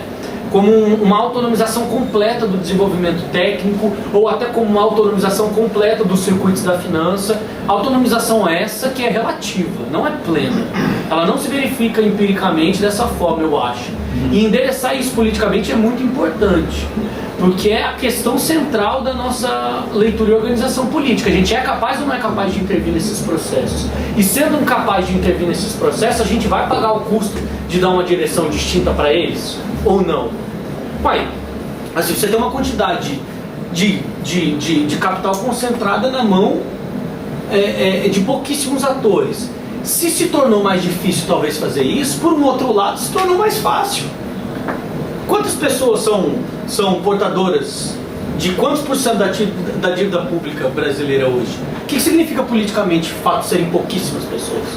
Quantos grandes bancos que a gente tem no Brasil e quais são os seus controladores? O que significa politicamente ele estar na mão de pouquíssimas pessoas? Qual é o tamanho das elites políticas que transita junto das elites econômicas no governo das decisões fundamentais, no que se refere às políticas de Estado e etc. E o que significa elas serem tão pequenas? Né? Então eu acho que se isso fecha algumas abas, abre outras, para a gente pensar a política emancipatória. Né? Eu acho assim, se de um lado, e isso serve também para endereçar o problema da regulação, né? É possível regular ou não é possível regular esse negócio, né? Aí você tem duas correntes. Uma que diz assim, não, é possível regular, porque isso é uma decisão política, socialmente orientada e, portanto, passível de controle como qualquer outra. Basta você baixar uma legislação que impede o capital transacionar de um jeito ou de outro, como você tinha anteriormente, a separação dos bancos de investimento com os bancos comerciais e pronto, e acabou. De outro, uma leitura que diz que é impossível regular, porque a coisa ganhou um grau de pulverização e de complexidade, que qualquer regulação é tapar um lado para escorrer pelo outro, né? E o engraçado é perceber que nos dois lados, a direita e a esquerda, né? Você tem a direita que diz que é impossível regular, tradicionalmente, você tem uma direita que quer regular, né? E você tem uma esquerda que quer regular e uma esquerda que diz que é impossível regular, que o regime do capital adquiriu tal autonomização que é impossível regular. Eu acho que se a gente coloca as coisas só nesse nível, a gente não consegue sair desse beco. E aí talvez cabe a gente pensar o que significa pensar isso no capitalismo ou face ao capitalismo, né? São duas camadas distintas de reflexão sobre o problema, né? A gente pode pensar Se a gente está lidando com um problema apenas dentro do capitalismo, como modo de gestão, regulação e funcionamento do capitalismo, eu sou partidário da ideia de que é sim possível regular. Não só porque isso é possível política e socialmente, desde que se haja força social e política para tanto, mas porque é possível fazê-lo utilizando os mesmos mecanismos técnicos que o impedem de fazer. Na medida do aumento da complexidade da negociação, aumenta também a complexidade dos mecanismos de regulação e controle. Se houver vontade e interesse político para tal, são sofisticadíssimos, de gestão de risco e etc. Mas que não há. No entanto, isso não resolve, essa é a minha posição, o problema do ponto de vista sistêmico. Né? Porque regular o capitalismo ainda é manter a vida social no interior desse sistema de organização da vida socioprodutiva, que no limite é explorador, é expoliatório e etc. Né? E aí significa se endereçar outra forma, outro problema. Uma vez pensada uma forma alternativa de regular o capitalismo, como pensar a superação do capitalismo face a essa nova forma de regular o capitalismo. Eu acho que são dois problemas intimamente vinculados, mas que não são necessariamente a mesma coisa. Eu acho que o Rodrigo queria fazer uma pergunta, né? Cara, eu queria fazer um comentário. Na verdade, você agora, você entrou exatamente para perguntar, que é uma coisa, assim, existe uma leitura mesmo da financiarização do capitalismo, que é meio a lá Calpolani, a ideia de que você tinha umas finanças regularizadas, o capitalismo liberal, a situação entrou em crise, foi substituído por algo que domou, né? Domou esse capitalismo financeiro. E o neoliberalismo nada mais era do que, na verdade, um retorno do que é uma tendência assim, intrínseca do capitalismo de gerar essa financiarização, finanças globais e tudo mais. Que é uma leitura que coloca muito peso numa força quase autônoma do capital e do mercado financeiro, desvinculado de projetos de poder e principalmente de conflitos geopolíticos. Isso é uma questão que é muito comum, na verdade, essa ideia de que, olha, a financiarização do capitalismo, que a gente observa mais ou menos desde o final da década de 70, é algo, uma força espontânea da natureza. E como, pelo contrário, não fosse ela própria resultado de um cálculo político, geopolítico e de classe, muito bem calculado, que não tem nada por si só de espontâneo, portanto não tem nada de incontrolável por si só. Eu queria que você comentasse um pouco isso da natureza, no fundo, geopolítica dessa financiarização do capitalismo, porque se a gente for pegar, não é à toa, você tem três fenômenos que se conheciam historicamente. Um deles é, lá no começo da década de 80, os Estados Unidos recompondo como potência unipolar no mundo geopolítico, que por sua vez tem a ver com ele retomar o que a Constituição chamava, né, a diplomacia do dólar, colocar que o dólar é a moeda das forças internacionais, que tem a ver com os Estados Unidos reposicionar no bloco capitalista ali ao final da Guerra Fria como uma potência incontestável, tanto do ponto de vista militar, industrial, tecnológico e financeiro monetário, com a desregulamentação dos mercados financeiros e portanto, desregulamentação das inovações que foram produzidas no mercado financeiro, que confluíram para a diplomacia do dólar e para o reposicionamento hegemônico dos Estados Unidos em face aos seus potenciais rivais. E o terceiro, que será o aspecto de classe, tanto nacional quanto interno, que é o processo de reconcentração de capital e de concentração das riquezas nacionais e aumento violento da desigualdade. São três aspectos que eu acho que não podem ser vistos de forma separada. Ou ver o neoliberalismo, ou ver a financiarização simplesmente como uma substituição de uma força natural do capitalismo que, sem esse cálculo político, geopolítico e estatal, sem o qual esses fenômenos não existiriam. E vou para o final da enfim, porque uma das resultados dessa leitura, você perder a dimensão estatal desses processos, que são muito menos autônomos, espontâneos, pensados normalmente, é de, por exemplo, agora que teve, 2 anos atrás, os fundos abutres, né, dos Estados Unidos, que conseguiram, nos tribunais de Nova York, que a Argentina teria que pagar o valor de face dos títulos ordinários. O que garante, em última instância, que esses ativos têm valor? a jurisdição do poder do Estado americano. Não é uma força totalmente que saiu do céu, os mercados não criaram isso. Então, como você falou agora essa é uma dimensão muito importante. O refortalecimento do poder do Estado no contexto geopolítico dos Estados Unidos, retomando o processo de hegemonia internacional dele. Eu concordo absoluto com o seu apontamento e, na verdade, de fato, ele está vinculado ao que eu acabei de dizer, né? E ele desenvolve com muita clareza o que significa, né, objetivamente. Eu acho assim, apesar de concordar com o que você acabou de dizer, eu acho que também a gente não pode perder de vista, sob pena de cair num certo politicismo, que há sim algumas forças de direcionamento econômico operando e que pressionam o processo de reconfiguração política mais amplo que você acabou de dizer. Que forças são essas? Se a gente volta para o Marx, no livro 1, a gente encontra a ideia, pelo menos assim que eu leio, de que ampliação dos espaços da vida social concedida ao mercado, quer dizer, quanto mais mercado, mais concorrência, e, portanto, quanto mais concorrência, maior a possibilidade dessa concorrência livre se transformar em centralização e concentração de capital, como uma dinâmica sistêmica do funcionamento da lógica da acumulação, né? Portanto, liberado ao mercado, ou colocando centralmente no mercado, que é impossível pensar capitalismo sem Estado, ou colocando centralmente ou cada vez mais na mão do mercado a gestão da vida social e do processo de acumulação, parece bastante patente que a concentração se dá há um empuxo de concentração e centralização de capital, né, e de desigualdade econômica, desigualdade política, desigualdade social, pauperização, todos aqueles processos que estão amplamente pensados ali no capital como processos macrosociais, tendências, ou é uma palavra que está fora de moda, mas leis gerais da acumulação, né, ainda que leis sejam leis tendenciais, né? Então, eu acho que essas leis tendenciais, elas existem.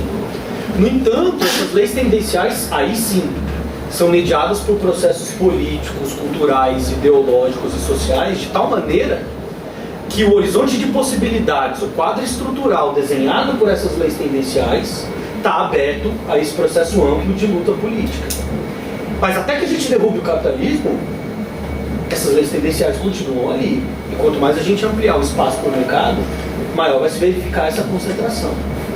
O que não quer dizer significa aderir à leitura que você acabou de criticar, e eu acredito criticar corretamente, de que nós teríamos voltado a um estágio em que as forças das finanças estariam liberadas e o resultado não seria outro que não esse, né? O resultado é esse, inclusive, incontrolável. Eu acho que isso não se verifica por uma coisa que eu disse no começo da nossa conversa. Você tem um processo de reestruturação produtiva mais amplo, que inclusive nos coloca diante de algo que não existia dessa forma como existe hoje no Polanyi, que é esse processo de informatização, digitalização, desespacialização, flexibilização, que se observa na vida política, na sociabilidade e nos processos produtivos. Não, me parece que faz pouquíssimo sentido pensar numa volta, talvez em mecanismos gerais, abstratos, né? Mas é uma realidade bastante diferente, ainda que essas leis tendenciais estejam operando. Daí porque a gente volta para essa dimensão política do controle social, da luta política, da luta de classe que está em jogo. E por isso que o capitalismo não pode ser lido só como um modo de gestão econômica da vida, mais social, político, e deve ser olhado nessa chave. Portanto, os estados cumprem um papel fundamental. O sistema monetário e financeiro internacional é regido por estados, é controlado por estados, e a dinâmica de acumulação em nível mundial ainda se dá centralmente com base nisso. A gente pode pensar que a relação entre Estado e capital vem se alterando. Porque havia uma leitura, né, na utopia globalitarista, ou globalitária da década de 90, de que o Estado estaria diminuindo, o papel do Estado estaria se tornando cada vez mais irrelevante, cada vez menos importante. Isso é um engodo, né? Porque o papel do Estado talvez nunca tenha sido tão grande, mas é um papel distinto, né? Organizado, disputado e concebido politicamente de forma distinta, de acordo com esse equilíbrio da luta de classes, ou esse desequilíbrio, eu chamo, acho que essa barra é terrível, mas desse resultado né, das forças em jogo na luta de classe, de modo que os estados cumprem um papel fundamental nisso, né? Vídeo que aconteceu com a crise de 2008, né? Que os estados foram novamente chamados a lidar com o vídeo que está acontecendo, o papel da China hoje, contemporaneamente, no capitalismo mundial, né? Então eu acho que também é preciso dar assim, mediar bem essas duas dimensões do processo, né? Se a gente pega o Polanyi, e aí por que o Estado é central e não vai deixar de ser central? Em hipótese nenhuma enquanto houver capitalismo. Para voltar no Polanyi, você tem lá as chamadas mercadorias fictícias, né? O dinheiro, o trabalho e a terra. Ou que a Suzanne de Brunoff vai chamar de mercadorias especiais, o trabalho e o dinheiro. A gestão da força de trabalho, ela é politicamente orientada e ela precisa ser politicamente orientada, porque se trata da gestão da vida social, que é essencialmente política. E você precisa de agentes que façam essa gestão, como coerção e convencimento, para lembrar o Gramsci, mas espaço pelo Estado, né? Como é que você vai gerir o exército industrial de reserva? O que você faz com esse exército industrial de reserva, que é fundamental para a definição do preço da força de trabalho? O Estado precisa entrar nesse processo, né? Ela vai ter acesso a uma determinada forma de existência ou não, até onde essa pauperização chega, necessariamente precisa gerir isso de alguma forma, número um. Então o Estado é fundamental para isso. Conceder isso tudo à iniciativa privada é também uma forma de gestão, que é garantido pelo poder do Estado, né? Número 2, o dinheiro, né? Pensar um dinheiro sem Estado é igualmente um exercício de abstração que encontra pouca aderência na realidade, porque o dinheiro não é só um mecanismo de coordenação econômica, mas uma forma de gestão da vida social e política. Ele determina uma coerção econômica, organiza um determinado território econômico, né? Expressa o poder de um Estado, e o poder de um Estado que, em última instância, é garantido militarmente, né? Aquela história que o Fiore fala, né? Por trás de cada nota de dólar tem um soldado do exército americano, né? Então, isso ainda tá em jogo, né? Sem dúvida nenhuma, enfim, não sei se... Só um pouquinho, dá mais um... O Germano estava na frente, desculpa. Desculpa. Uma noite, tô chegando no instante. Para terminar. É o seguinte, eu vou tentar ser breve assim, na pergunta, que é quando você citou as três alternativas na lida com a tecnologia, etc e tal, que você falou de aqueles que acham que é neutro, aqueles que acham que é irremediavelmente contaminado e aqueles que acham que dá para fazer uma mediação entre essas duas coisas aí. E ao longo dessa discussão, assim, me pareceu que o binômio Estado-mercado continua sempre presente aí, né? Então a pergunta leva em consideração esse contexto, né? E o que você falou também no final dessa caracterização, que é só em ato a gente vai ver que tipo de coisa vai nessa direção. Então a pergunta é, primeiro, se você vê alguma experiência prática, assim, algum tipo de experiência de reorganização da vida social, política e econômica em ato hoje em dia, que aponta alguma hipótese para essa reorganização, primeiro, e para tentar localizar isso um pouco mais, por exemplo, a experiência dos LEDs, né, experiência de troca local, organizada de maneira pretensamente democrática e que não envolveria lucro. Moedas comunitárias. As moedas comunitárias, esses elementos todos. Se você vê isso como alternativa e se isso de alguma maneira, se essas alternativas não podem estar presentes, onde você foge um pouquinho, né? Em que medida foge, se é que foge, né? Desse binômio mercado-estado, por exemplo, né? Não sei se ficou claro a pergunta. Entendi, eu acho que entendi. Cara, eu acho que as moedas locais e solidárias estão no capitalismo como o consumo consciente está. Assim, se você não é capaz de articular, conceber sistemicamente esse processo, ele fica subsumido, em última instância, à dinâmica sistêmica que governa o funcionamento dessa sociedade, dessa economia como um todo, né? A mesma forma você pensa a economia solidária num processo produtivo. Cara, você está em cadeias de troca econômica que estão aquém além da sua fábrica organizada de maneira horizontal, sem gestão, etc, etc. Se você vender o seu produto, né? O que é o mercado? O mercado, ele é claro, onde se encontra oferta e demanda, compra e venda, aquela coisa. Mas ele é mais do que isso. Ele é o espaço onde o valor se realiza como tal, né? E você pensar, portanto, produção separada de circulação ou circulação separada de produção é não resolver esse problema, né? Por isso que pensar o mercado no marco da produção e pensar a produção no marco do mercado é tão fundamental na hora de conceber essas soluções, algo que elas não fazem, né? Ou se pensa na possibilidade de insular aquela produção de uma maneira distinta do que de como a vida social produz, ou se pensa em constituir cadeias de circulação distintas, de consumo, etc. Esquecendo que o processo de produção e circulação do valor é um processo... Produção e circulação são parte de um mesmo processo social, né? E pensar separadamente é não responder esse problema, né? Então eu não acho que essas formas comunitárias, localizadas, são capazes de nos dar uma alternativa a essa dinâmica. Porque, poxa, é como a gente está falando, você está falando de entidades macrosociais, por exemplo, como o Estado. Como é que você organiza um processo local sem considerar que você está arrecadando imposto centralmente para o Estado? Isso vai continuar acontecendo, né? Como é que você organiza essas dinâmicas locais sabendo que o preço do dinheiro, o preço do seu dinheiro local, em última instância, vai estar vinculado ao preço do seu dinheiro nacional, que por sua vez vai estar vinculado ao preço do dinheiro mundial, que também é definido centralmente a partir da taxa de juros dessas economias, etc. Né? É uma aporia, né, esse negócio. Assim. Então, é uma coisa, e aí eu consumo consciente, né? Como é que eu penso consumo consciente se eu não rearranjo o sistema produtivo como um todo? É uma meia solução, né? É uma forma de escapar do problema, né?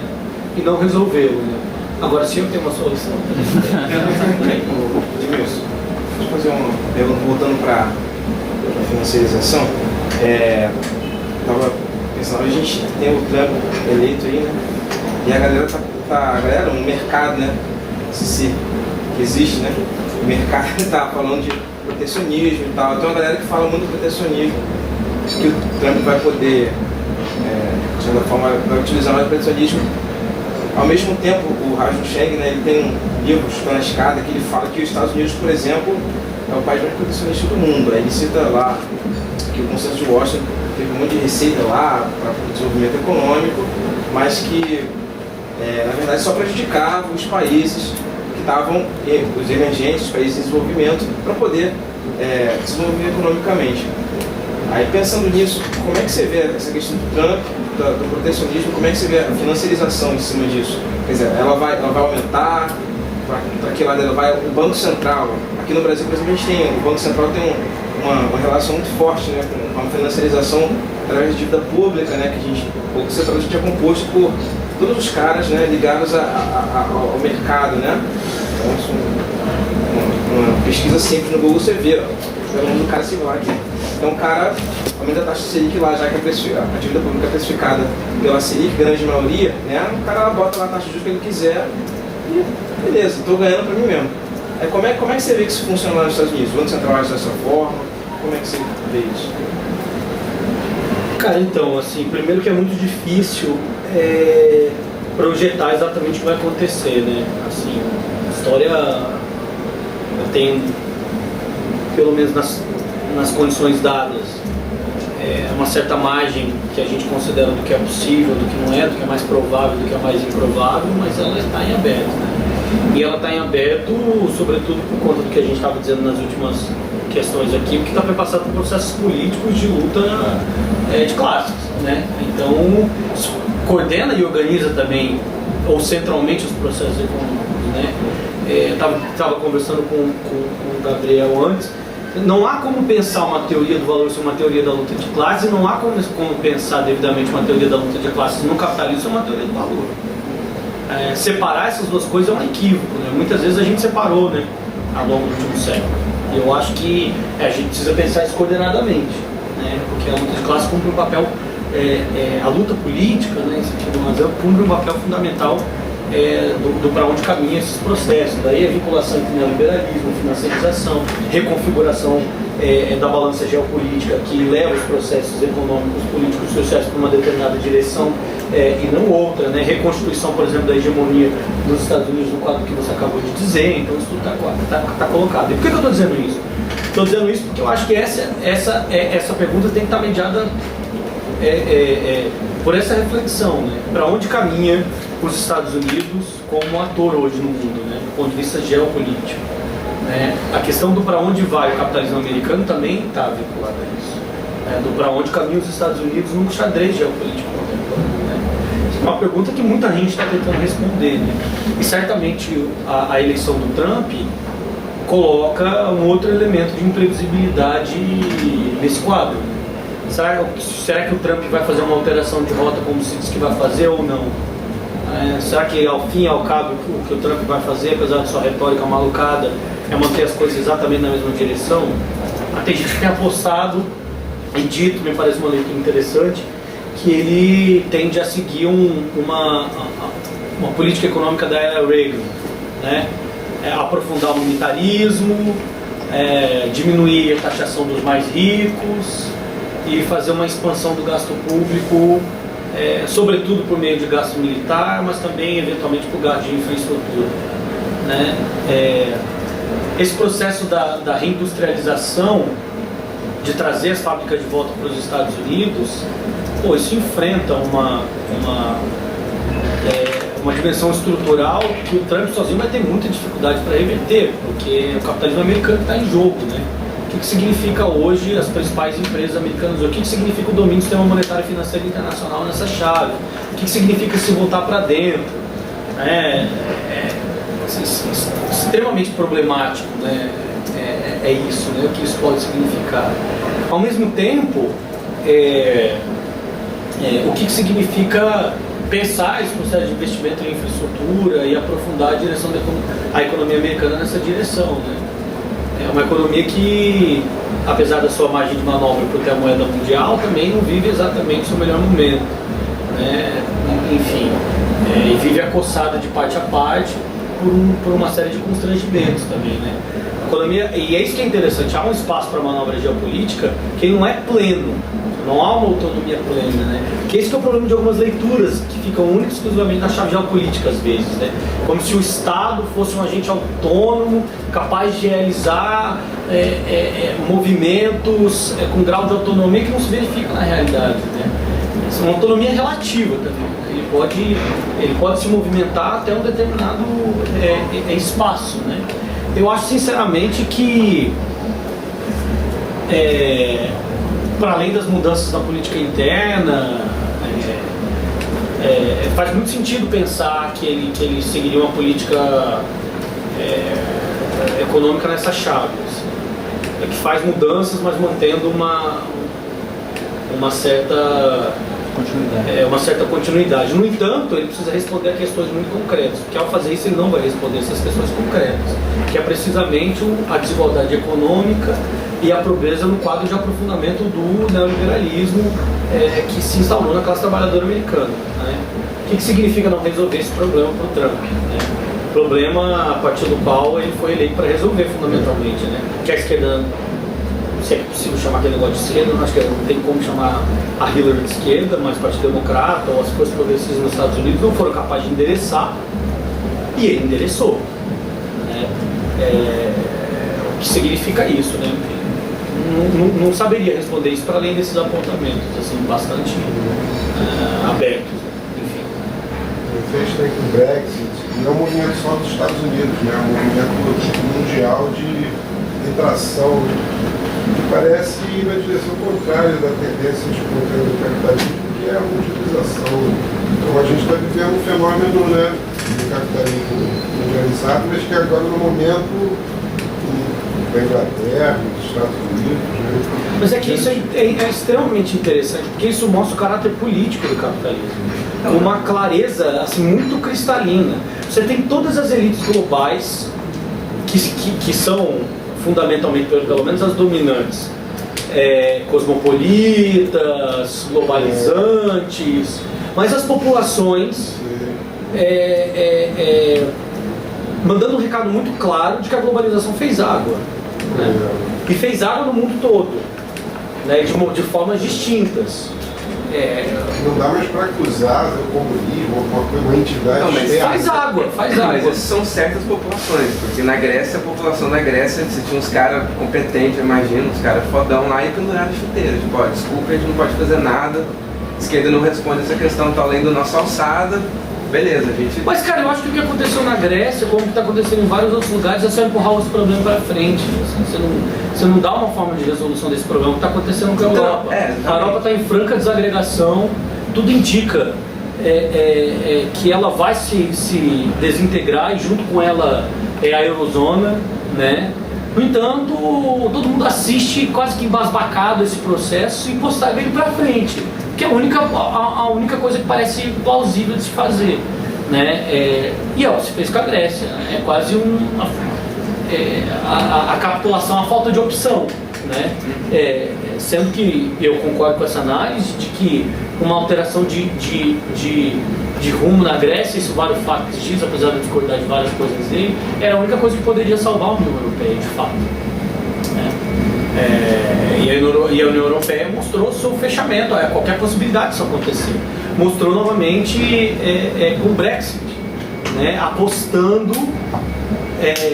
tudo que podia no globalismo que fazia água naquele momento e não dando nenhuma alternativa para as maiorias sociais britânicas que quiseram falar não. Assim, o problema é que a gente precisa entender isso, né, um recado político. Como que o capitalismo vai responder? Como que o regime democracia liberal burguesa, que hoje está completamente capturada por esse, grande parte capturada por esse financismo globalista, vai responder a isso. As populações começam a dar suas respostas e essas elites simplesmente não sabem o que fazer com elas, né? Ficam embasbacadas diante disso, né? E aí o Brexit acontece, Trump chega ao poder, a gente já viu isso acontecer, claro que é bastante diferente em outras vezes na história, né? É a incompetência total dessa elite em responder, a não ser fazendo mais do mesmo, esse estado de desagregação profunda da economia global. Veja, nós estamos vivendo ainda, eu concordo com essa leitura, o efeito rebote da crise de 2008 que não foi solucionado, né? Esse processo de desagregação está se aprofundando, a economia global está derretendo, cara, né? Você vê lá relatórios da UNCTAD, da FMI, do BIS, eles estão dizendo praticamente isso. Gente, a economia global está derretendo. O que nós vamos fazer com esse negócio? Os estados não vão mais ser capazes de endereçar o problema da forma que endereçaram em 2008. A gente não resolveu esse problema e simplesmente a gente jogou ele para frente. E ele vai produzir efeitos cada vez mais assustadores e monstruosos daqui para frente, né? A China sozinha é capaz de salvar o capitalismo? Não acredito que seja capaz, né? Nesse momento, né? Não, porque o que aconteceu no último período da década de 90 para cá foi fundamentalmente o efeito China, né? O crescimento global sustentado, ancorado nesse efeito China, que impactou nas taxas de desigualdade mundial, na diminuição da pobreza absoluta. Mas se você tira o efeito China, você tem uma economia global praticamente estagnada, com baixíssimo crescimento, com aumento de desigualdade, com desindustrialização e etc, né? Agora, o efeito China mostra os seus limites, já estão claros os limites, né? A partir de 2008, a China opta por lidar com a crise a partir do investimento de infraestrutura interna, isso alcança uma determinada dimensão. Hoje a taxa de investimento chinês é mais de 40%, que começa a mostrar os seus limites, né? Porque ela gerou um círculo virtuoso que foi interessante para muita gente, né? Foi um ganha-ganha, né? Para os países capitalistas centrais, de uma determinada forma, para os países em desenvolvimento, porque os seus termos de troca melhoraram, a China conseguiu manter o consumo dessa classe trabalhadora com baixa remuneração, que por sua vez possibilitou continuar aprofundando o processo de ganho financeiro, uma vez que esses excedentes eram novamente reinvestidos nessas economias capitalistas centrais. Portanto, esse processo começa a mostrar um estrangulamento, né? A demanda claro, isso financiava o consumo desses países capitalistas centrais de duas chaves, né? Por meio do financiamento,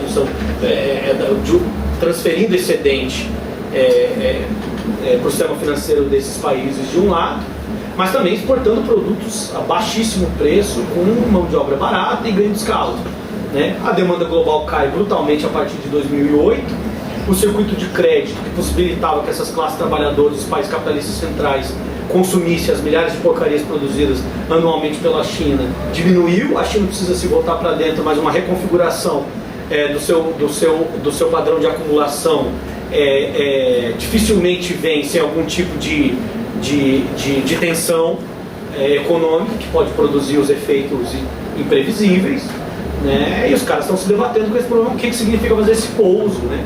E o que esse pouso vai produzir para eles e para a economia global como um todo, né? O que significa reconfigurar o padrão de acumulação numa economia do tamanho da economia chinesa, com 1,5 bilhão de pessoas, né?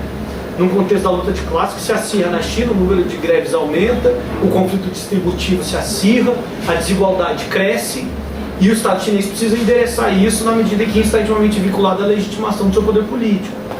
Quer dizer, cara, eu acho que a história está se acelerando, vai se acelerar e a gente vai ver coisas muito interessantes para o bem e para o mal nos próximos anos. Deixa eu só aproveitar, porque a gente tem pouco tempo da gravação mesmo, depois a gente pode continuar falando, mas só para a gente ter a chance de gravar um pouco também de um outro lado da pergunta, que é o seguinte: de maneira como você está apresentando a coisa, dá para ver que no horizonte, assim, a desagregação social que a gente está vendo, a tendência dela é aumentar e continuar isso aqui.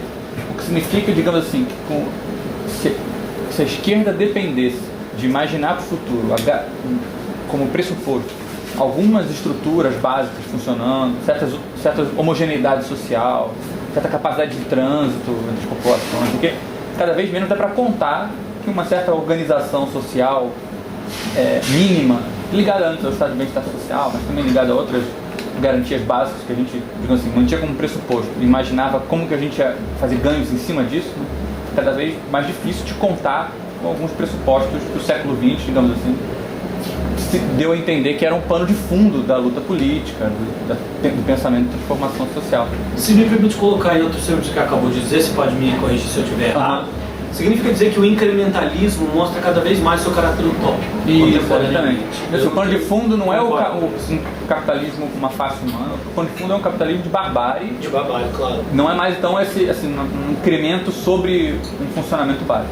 Estou falando isso só para a gente fazer uma transição entre a discussão mais do macroeconômico, mas para a tua visão sobre a situação atual da esquerda, o pensamento da esquerda, o que você entende que, assim, tendências interessantes, os limites do que a gente tem feito, etc. e tal. Só para a gente aproveitar também e registrar um pouco também uma guinada analítica mais para a própria esquerda também. Olha, eu acho assim, aqui citando de novo o Varoufakis, ele diz uma coisa assim, de novo, eu discordo de muita coisa que ele diz, mas isso, e também isso é pouco elaborado, é mais uma frase sobre que eu acho que muita gente diz isso, né? Ele diz que é o seguinte: tempos deflacionários estão vinculados ao surgimento de monstruosidades políticas. Assim. E eu acho que, ou tempos recessivos, né? Assim, queira, não exatamente a mesma coisa, mas poderia se enquadrar dessa forma. E eu acho que, de fato, isso é verificável, assim, né? A gente está vendo isso acontecer. A economia global está derretendo, como eu acabei de dizer, muita gente está dizendo e vendo isso, junto com o seu derretimento, o derretimento do centro político e o evidenciamento da ideia de que o incrementalismo é utópico. Talvez nada seja mais utópico do que esse incrementalismo, o capitalismo de face humana. Seja porque há restrições no interior do capitalismo a tal forma de organizá-lo contemporaneamente, nas mais diversas esferas, da produção, da circulação, dos regimes de organização do trabalho, da relação entre a finança e a produção, como a gente estava dizendo, etc., do papel do Estado, seja porque no exterior do capitalismo a gente tem um conjunto de constrangimentos que se colocam com muita força contemporaneamente, por exemplo, uma catástrofe ambiental, climática. O planeta começa a mostrar, já mostrou aliás com muita evidência, que os limites estão postos, e que se não houver uma reconfiguração completa na maneira de organizar socioprodutivamente a vida na Terra, a gente vai se tornar uma inviabilidade natural, biológica, enfim, ambiental. No entanto, Se isso abre toda essa nova forma de enxergar o capitalismo, lamentavelmente, nesse momento histórico, isso não está acompanhado pela viabilidade de forças políticas que sejam capazes de catalisar e disputar isso por uma transformação anticapitalista, antissistêmica, socialista, comunista, revolucionária que seja. Produto dessa dinâmica de luta de classe nos últimos 40 anos, um desses produtos é a própria destruição da esquerda organizada, o enfraquecimento dessa esquerda organizada nas mais diversas esferas, nos espaços da produção, nos sindicatos, nas organizações comunitárias, nos movimentos sociais, no campo da ideologia. Esse processo chegou numa tal culminância em que hoje a esquerda se encontra extremamente enfraquecida para endereçar esses problemas, seja na dimensão intelectual, seja na dimensão político-organizativa. O que significa, então, num quadro de aceleração da barbárie no capitalismo, não contar com forças políticas armadas, do ponto de vista histórico, para tomar de assalto uma situação como essa, coisa que aconteceu em outros períodos históricos, mais ou menos.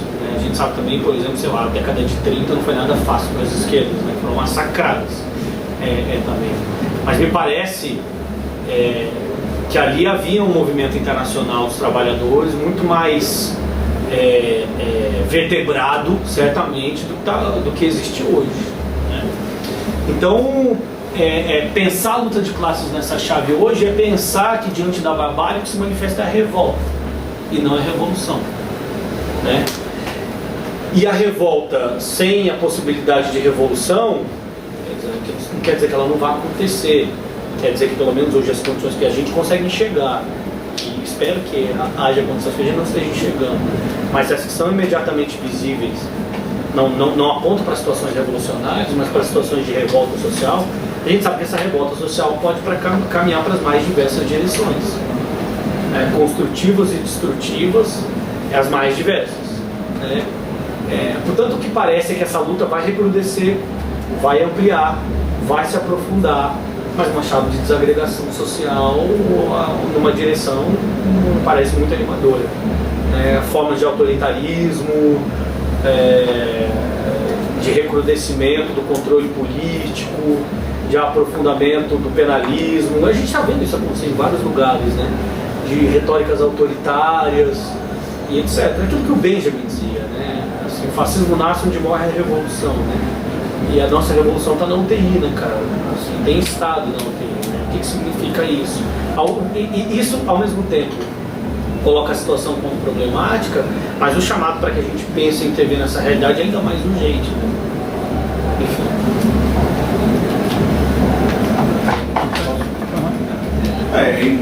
Pensando nesse horizonte de algumas revoltas, talvez